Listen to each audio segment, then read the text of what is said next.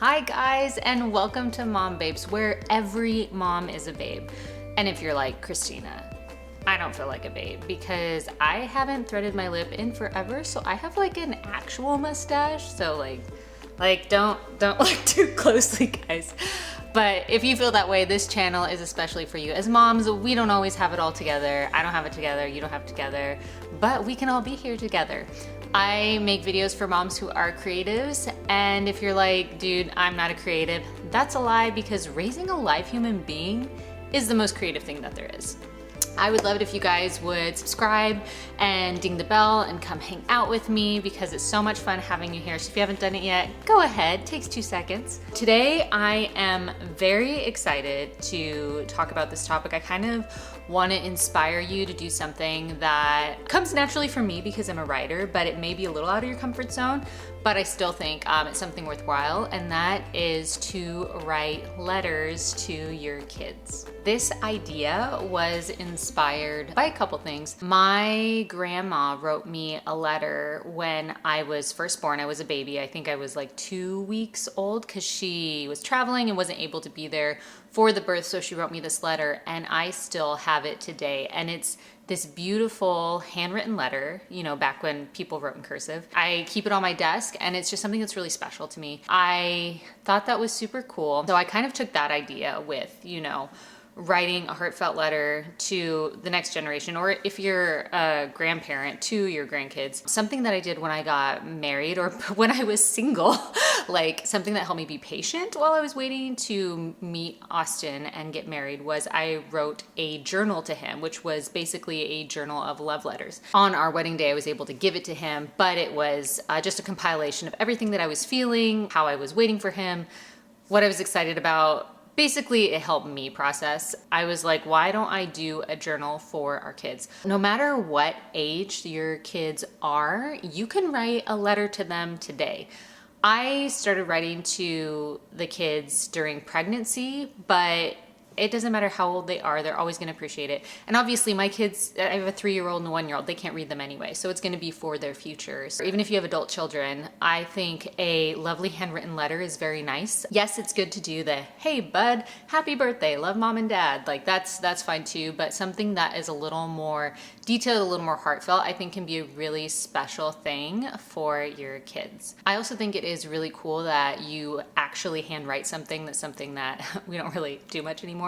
But if you're like really like, no one can read my handwriting, I cannot handwrite this, then go ahead and type something up. And it could be a project that you think about what you want to say over time, or you could do what I do. I will take time 4 times a year to write a little something to them. So first, I want to encourage you to start now. I mean, ideally, it's fun to start during pregnancy. That's what I did. Everyone should do what I did. But really, wherever your kids are, start there. And if you want to do a journal, if you are into writing, if that sounds really fun, then go ahead and find a journal that, you know, maybe the cover speaks to you about your kid, or says something about them, or just something that you think looks very nice. Or if that's like too much, you're like, dude, I'm not gonna sit down 4 times a year and write little blurbs to my kids, then maybe pick a point, just something to think about at some point during their childhood, of writing them just one really nice handwritten letter. I think that no matter the personality of the kid, or, you know, whether they're into sentimental things or not, I think that's something that is valuable that they would really appreciate from you.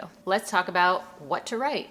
Now, the first thing is, like, don't make this overwhelming. Like, don't make it this like end all be all, has to be like the most amazing advice that I give to my kid. I feel like ultimately you should picture your kid when they're old enough to read them. I haven't thought about like when I'm gonna give it to them, or like at what point, but at the point that you feel that, okay, they're ready for this letter, or I really want to give them this letter, that think about who they are, think about when you were a kid and what you wanted to hear from your parents, and that should inspire you. Here are some of the things that I have written about that I want to speak into my kids, and maybe this will inspire you for things that you want to write in the letters to your kids. I will say specific funny things that they do. If there's something that they say that is just hilarious, or a certain personality trait that they have, And it could even be like a bullet point in the note, like, oh my gosh, at this age, you started saying,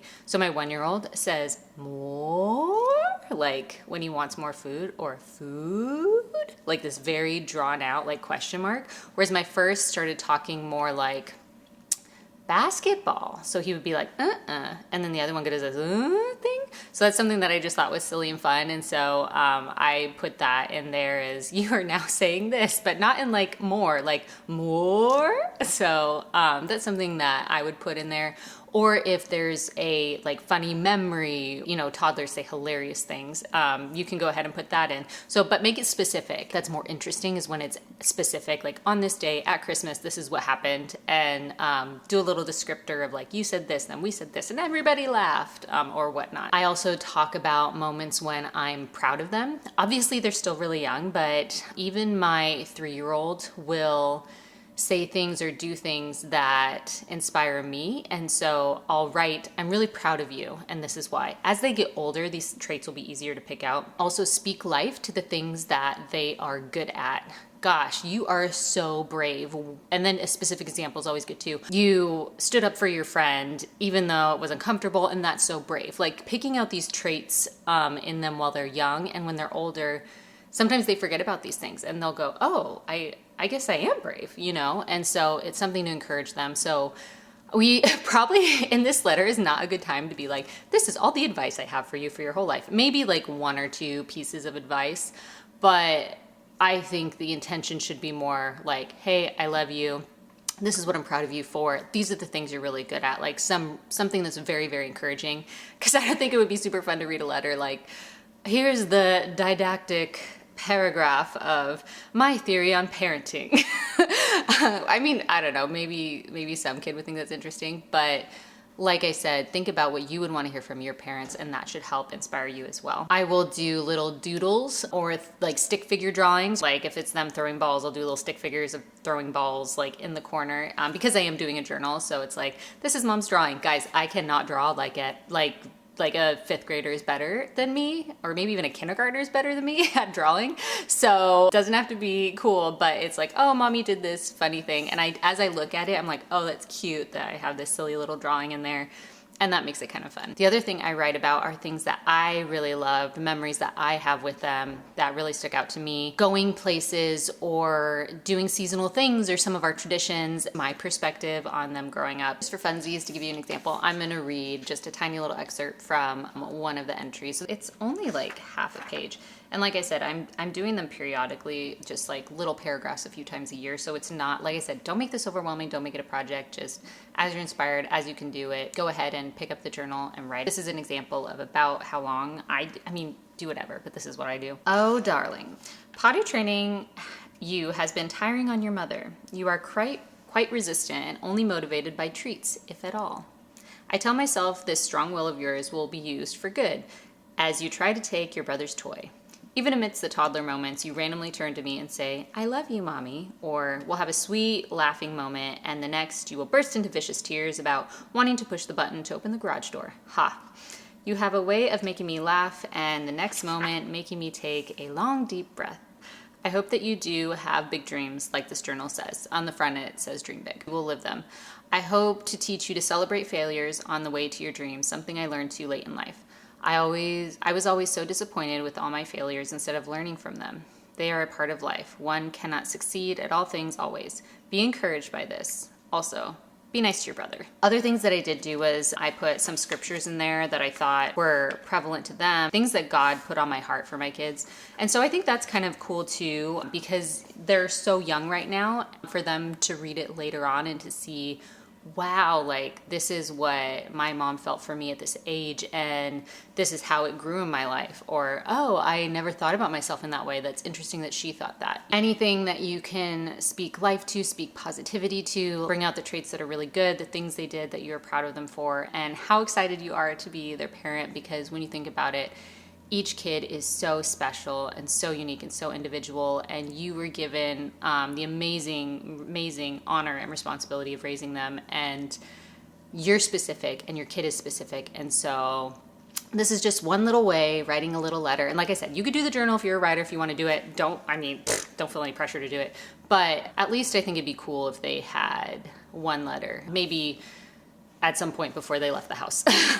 So you have, depending on how old your kids are, a few years to kind of like think about it. Mostly I just want to inspire you to give you this idea of something that you can do for your kids, especially if you are into the love languages. If your child does really like words of affirmation or even gifts, this would fall as something that you could do for them in one of those categories and really light them up in a deep way. Let's take time to make it specific to them. I just got this idea. If you like your kid is really into like flowers or something, maybe like press a flower and put it in there, you know, like something creative that's specific to your kid. So that's kind of it. This isn't a super long video, just a little mini inspiration for how you can speak into your kid's life in a positive way. The cool thing about it is that it does turn your intention toward your kid. Writing about it, writing about your life, taking time to notice the things in them does give you a greater appreciation for them and gives you a little more patience as you are parenting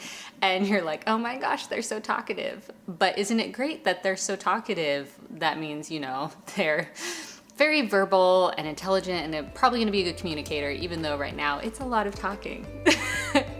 Anybody else with me? Dude, if no one has told you yet today, you're killing it. Like, you are doing a good job. This is such a thankless job most of the time because you just get into the monotony of everything, but you're putting your heart and soul in this and you're doing good, and just feel good about being a mom and feel good about the kids that you have, and get excited to write to them. Thank you guys for sitting with me for Mom Babes, and I'll catch you next time.